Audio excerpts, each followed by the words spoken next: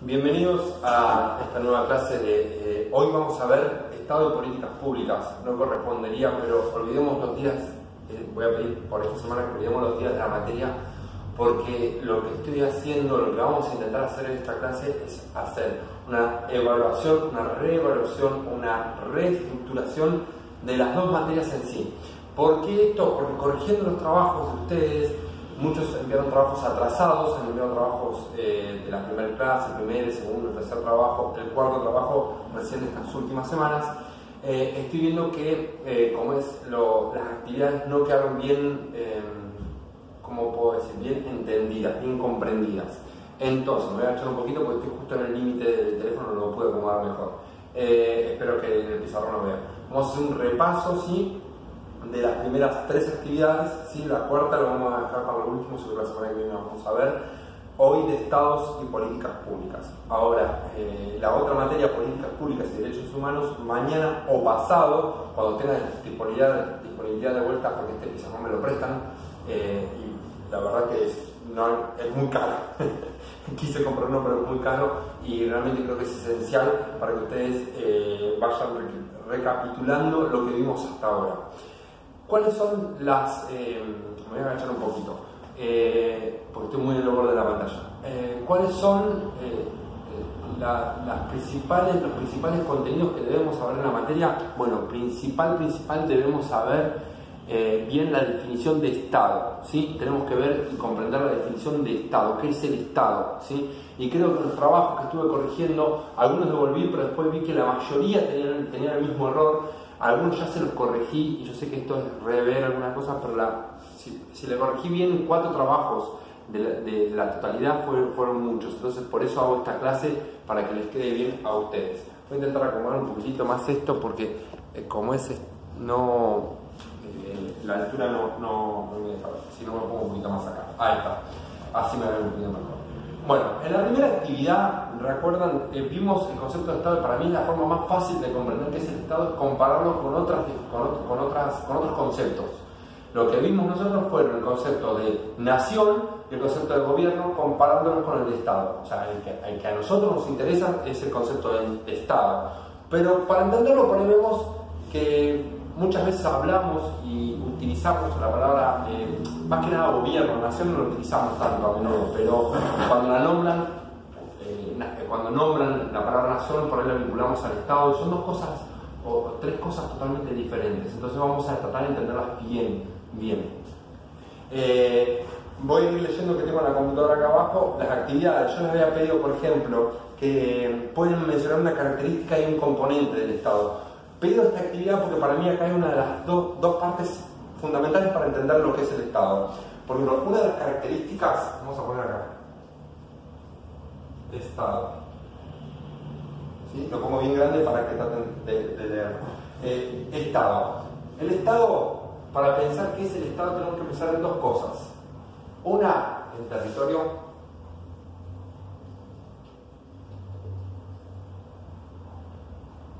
Y otra en las instituciones.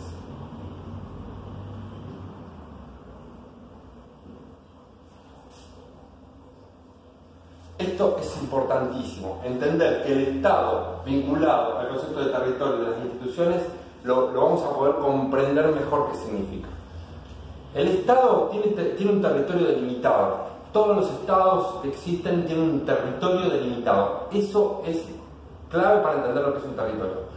Y después, un concepto que es muy fácil, o agregarle a este concepto de Estado otra palabrita para entender lo que es el Estado, también nos sirve mucho. Muchas veces escuchamos hablar de aparato estatal, ¿sí? El aparato estatal. Porque en realidad el Estado es lo tangible que tenemos, si lo pensamos de cierta manera, es lo tangible que vemos del gobierno o del país donde vivimos. Vamos a hablar del país para no mezclar los conceptos. Entonces, el Estado es los caminos, el hospital, la policía, los bomberos, el correo, toda la infraestructura, todo lo que nosotros tenemos. El aparato estatal es un aparato, es la herramienta por la cual los gobernantes, y acá tengo la definición, el gobierno son personas, el Estado no son personas, son personas, ¿sí? El Estado tiene un territorio y se maneja por instituciones. Entonces, cuando pensamos en el Estado tenemos que pensar en esto, clave, pero clave es pensar en las instituciones, ¿sí? Estas que nombré, policía, ejército, salud, cada una involucra un sector de la sociedad y tiene un fin, ¿no? Es el Estado. El Estado en sí son las instituciones y están esas instituciones operando dentro de un territorio delimitado, ¿sí? Eso tiene que quedar bien claro. ¿Qué diferencia entre el gobierno? El gobierno son las personas físicas que se hacen cargo por un determinado tiempo, en democracia, ¿no? En democracia, por un determinado tiempo del Estado, de ese aparato estatal, y lo manejan a su manera, ¿sí? Y la nación, el concepto de nación, acá sí que vamos a entrar en un concepto más difícil de entender también, como es, conlleva a este grupo de personas, son personas, la nación también son personas, es un grupo de personas con características e identidades propias. Nosotros pensamos en la nación argentina. Bueno, y hay un punto en ese trabajo que yo hablo de, por ejemplo, puedes identificar naciones dentro del territorio de la República Argentina. Bueno, acá erraron muchísimo, algunos acertaron, pero muchos erraron. Porque en realidad, cuando hablamos de grupos de personas, tenemos que pensar en esos grupos de personas que comparten cierta identidad. Yo siempre doy el ejemplo por ejemplo, los gitanos, la comunidad gitana, la comunidad judía, son los dos ejemplos que doy. Pero por ejemplo, ahora se me ocurre se me acaba de ocurrir, los gauchos, la comunidad gaucha. O sea, no todos somos gauchos porque vivimos en Argentina, ¿se entiende, no? Y dentro de Argentina, un colla no tiene nada que ver con un gaucho, por ejemplo. Son dos identidades totalmente diferentes. Esas son diferentes naciones que conviven dentro de un país. Una nación es un grupo de personas que tienen identidad cultural común, ¿sí? Por eso también había otra actividad que había que vincular el concepto de identidad con el de nación, porque básicamente la nación tiene que ver con la identidad que genera cierto grupo humano, ¿sí? Esto no de por sí tiene que tener un territorio, es más, hay gauchos acá y hay gauchos en Uruguay, hay gaullos en Brasil que se dicen gaullos, es más, alguien que ve, por ejemplo, lo que es las domas, las cuestiones que tienen que ver, que les gustan las cuestiones del campo. Yo sé que tengo algunos alumnos que trabajan en el campo y me van a dar la razón. Las competencias, por ejemplo, de Jesús María, muchos jinetes, ahí vienen jinetes brasileños, como es que comparten esta identidad, como es cultural. Entonces no tiene un territorio esta comunidad, tampoco lo tiene la comunidad judía. Después de la Segunda Guerra Mundial tiene su propio país, Israel, ¿no? Pero es un pueblo, se hablaba del pueblo errante porque no tenía un país y compartían una identidad, ¿sí? O sea, una nación no tiene que tener un territorio, no se vincula un territorio. En cambio, el Estado sí se vincula un territorio y además no son personas el Estado son las instituciones, ¿sí? Es una institución. Después di algunos conceptos en el trabajo posterior que tenían que ver con, a lo largo de la historia, cómo fue cambiando el concepto del Estado, ¿sí? Pero el Estado también hay que pensar que son instituciones que tienen poder, porque por ejemplo la policía tiene el poder de arrestarte, de hacer cumplir las leyes, ¿sí? Entonces ahí tenemos, en esta cuestión de poder, algunos autores lo ven como al Estado que es bueno, a uno que era en contrato, porque éramos malos por naturaleza y teníamos que mejorarnos. Otros autores decían que en realidad éramos buenos y el Estado venía a oprimirnos. Bueno, había diferentes conceptos del Estado, pero no quiero andar mucho en eso. A mí lo que me preocupa es que ustedes tengan bien claro qué es el concepto de Estado. Ahora bien, ya que está explicado, por ejemplo, a ver si hay otra, cómo se vincula el concepto de la identidad de nación, cuál es la función específica del gobierno, básicamente para entender esta diferencia de que el gobierno es quien maneja el Estado, y después realizar el cuadro de la página 12. Muchos errores en el cuadro de la página 12. En el primero nomás, cuando hablamos del territorio, muchos pusieron nación. No es nación, es Estado, porque el Estado es aquel que tiene que tener el territorio. Sé que voy muy rápido, pero el video lo pueden pausar y verlo. Lo que tienen que hacer es revisar, la actividad que van a tener para esta semana en realidad, es revisar y corregir este trabajo, porque es este trabajo número 1. Hay muchos que lo tienen bien, pero muchos no, entonces quiero que esto quede claro, porque no podemos avanzar si no tenemos bien claro qué es el Estado, ¿sí? Y voy a hacer una corrección de la clase número 3, también la 4 va a tener una corrección especial la semana que viene, pero me parece importantísimo que nos tomemos este tiempo para, poder repasar estos conceptos y que queden bien claros. Tomo consultas, también me pueden escribir en el horario ahora de la cursada, después que vean el video, pero vamos a ir a la clase número 3, creo que es la 3, sí. La 3, yo les voy a compartir un video y vamos a ver los diferentes tipos de Estado, ¿sí? Ya entendemos qué es el Estado, ya sabemos que son las instituciones que están dentro del territorio y que están gobernadas por diferentes personas a lo largo del tiempo. Entonces, como estas personas gobiernan por un determinado tiempo, los estados van cambiando su forma porque los gobernantes los van transformando esas instituciones, van sacando instituciones, van poniendo instituciones, van agrandando el Estado, lo van achicando al Estado, y vamos a ver a lo largo de la historia argentina los diferentes tipos de Estado. En la clase número 3 vimos el Estado liberal oligárquico, que comprende de, vamos a poner acá, liberal, la L, oligárquico, ¿no? Corresponde desde 1862 a 1930. Según este autor, según el profe que hablaba en el video, el Estado liberal oligárquico, él pone que en ese periodo de la historia, ese grupo de gobernantes le dio una cierta característica al Estado, ¿no? Vamos a ver qué tipo de características. Él dice que era un Estado liberal y un Estado oligárquico. Vamos a ver este concepto de liberal. ¿Qué significa liberal? El Estado, que ahora está muy de moda, porque hubo un exponente, sobre todo en Capital Federal, que defendiendo el liberalismo, ¿no? O sea, que es un concepto que en política siempre resurge, y hay como una lucha en el país, sobre todo en nuestra historia, de esto del Estado liberal y el Estado grande. Vamos a ver qué significa y por qué. El Estado liberal significa liberal porque es un Estado que deja ser, o sea, no se mete en cuestiones que no se tiene que meter. O sea, es un Estado chico. Vamos a poner un Estado chico que se encarga de lo mínimo que se podría encargar el Estado chico. Esto hay que pensarlo a nivel económico, ¿sí? Porque uno puede pensar liberalismo en la parte económica, social o cultural, como es o política. El Estado chico, pensémonos en la parte económica. Es un país que se está armando y realmente lo que importaba acá, o a los gobernantes lo que les importaba, realmente era enriquecerse, ¿sí? No es algo lo que estoy diciendo, pero tenemos este pensamiento, y a veces no estamos tan errados, de que la política la buscan no para hacer grandes cosas en el país, sino por una obtención personal de los políticos que nos tocan a nosotros, ¿no? Pero bueno, entonces, el Estado liberal es aquel que fomenta que el Estado no se debe meter, sobre todo en cuestiones económicas. No debe cobrar retenciones, no debe interferir en las cuestiones económicas, ¿no? En realidad, los que gobernaron en esta época, ¿sí?, fueron siempre miembros y amigos de una misma persona, que era Julio Argentino Roca, ¿sí?, a partir de 1880.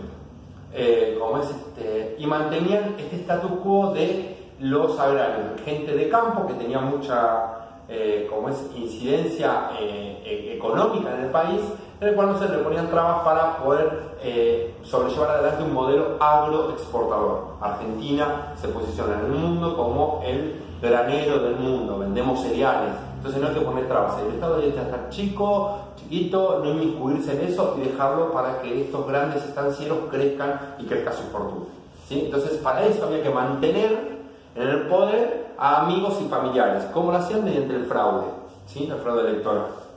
Pero vamos a ver que en realidad el autor pone de 1862 a 1930, pero en realidad yo lo pondría desde 1880 a 1930. ¿Por qué? Porque desde 1962 hasta 1880, vamos a poner acá 1880, lo podemos dividir este periodo en dos, ¿sí? Acá tenemos el 62 y acá el 30, ¿sí? 1930.